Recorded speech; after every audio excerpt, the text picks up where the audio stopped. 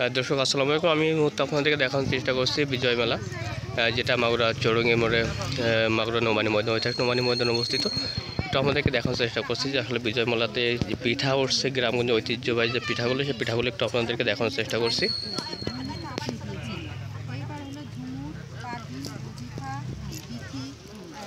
আপু, এই স্টলের উদ্যোক্তাকে আপনি সবাই একটু স্টল সম্পর্কে যদি একটু জানাতেন আমাদেরকে, আপনার কী কী ধরনের পিঠা আপনাদের এখানে আছে একটু যদি বলতেন।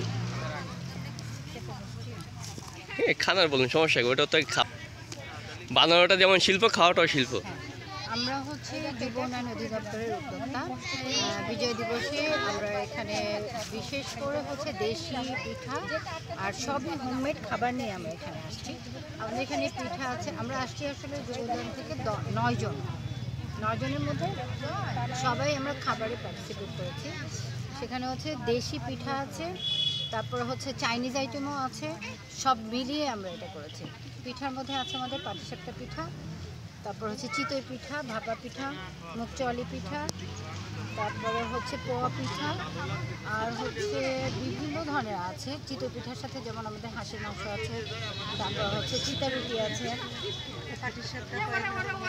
এগুলো সব মিলিয়ে আমরা করেছি। আজকে এখানে মেলাতে আমাদের খুব ভালো লেগেছে যে এরকমভাবে হঠাৎ করে সাড়া পাবো, কোনো প্রচার ছিল না যেরকম একটা মেলা হবে। আমরা 2-3 দিনের নোটিশে, তো এই মেলায় এসে আসলে খুব ভালো লাগলো। ধন্যবাদ।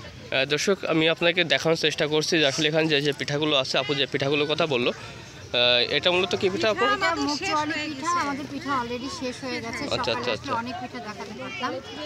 আর এটা হচ্ছে পোয়া পিঠা, এখানে বাসায় নিজেদের বানানো ডোনে। তারপরে হচ্ছে পিঠা, একটা চিতই পিঠা আছে, ভাপা পিঠা আছে, পাটিসাপটা আছে। আমাদের এখানে 2 রকম, একটা হচ্ছে গুড় দিয়ে করা আর একটা গুড় ছাড়া করা।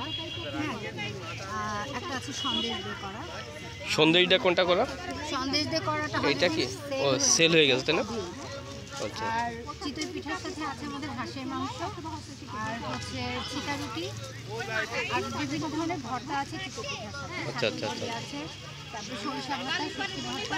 আচ্ছা, আপনার এই সাড়া পাইছেন কি পরিমাণে, মানে সকাল থেকে পর্যন্ত? সকালে অনেক ভালো সাড়া পেয়েছি, চিন্তাও করতে পারিনি যে এত। তাই, ধন্যবাদ।